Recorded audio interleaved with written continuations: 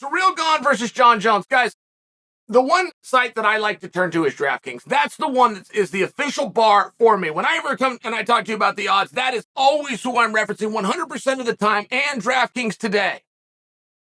What do you think? I'm buying you a beat so that you can guess. Who's the favorite, Jon Jones or Ciryl? Quick beat. Boom. Here it comes. Ciryl's the underdog, plus 140. Now, plus 140, that's close to even money. It really is. Plenty of handicappers won't agree with me, but for my vernacular, plus 140, you're talking about, you got pretty damn even money. The only thing that I could point to tell you of interest is, do you remember the day the fight came and was announced? Do you remember this day? Because it was a mistake. Remember at T-Mobile?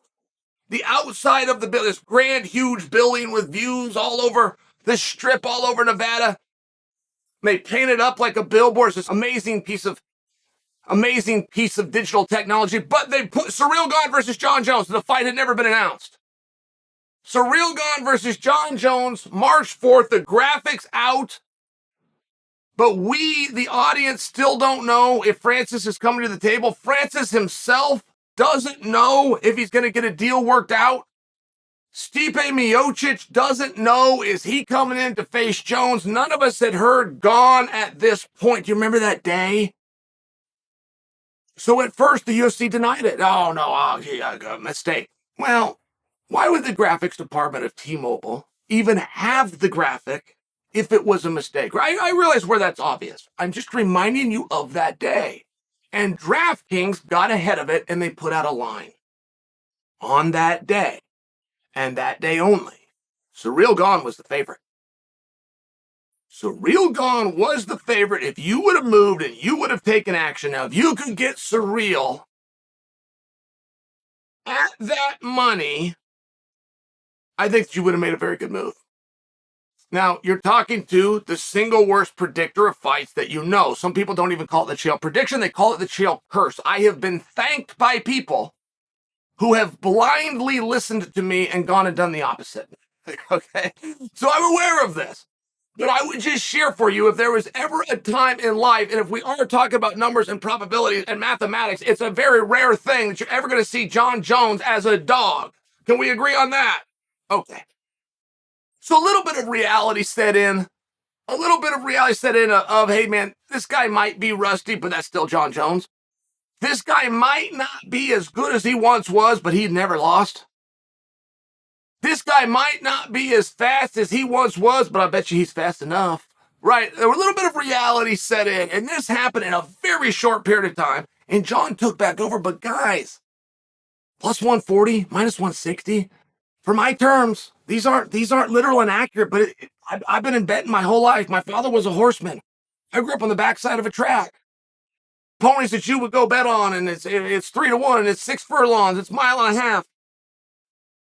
I'm the one that got those horses ready. I'm the one that put the saddle on those horses. I mean, I've been around tracks and probabilities and odds my whole life. Plus 140, minus 160, you're talking about even money.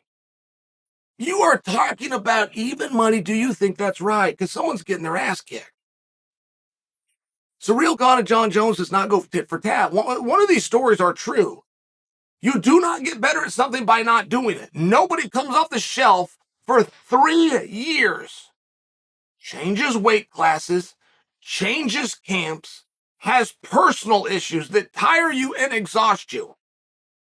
And we're really not sure where Jon is training. We all seem to be confident that he is, myself included, but we don't know where he's training. He grew up and he came from Jackson, Wink, and Albuquerque, but he was very publicly asked to leave Jackson, Wink, and Albuquerque. Now, he went over and he was getting some very good work in with Henry Cejudo, but that was a week at a time. Guys, it's been 3 years. A week at a time, even over 3 years, isn't a whole lot. That's exercise and that's workouts, but that's not training. Training must be consistent. You must be focused. Every single day I know where I'm going to be, and my team and my coaches are going to be here as well. So then we start to get a piece of the story that though Wink asked Jon to leave the Wink Jackson gym, there was actually another gym in town that was just Jackson. Wink not being involved. And that Jon was welcome here the whole time, and that Jackson was coming, and that Jackson was doing the training opposite of Winklejohn. Great guys.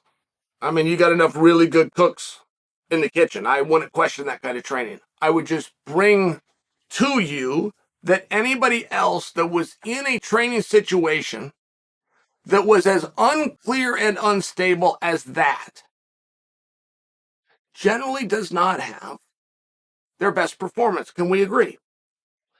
Anybody who has been removed from the sport for 3 years, and it would not matter why.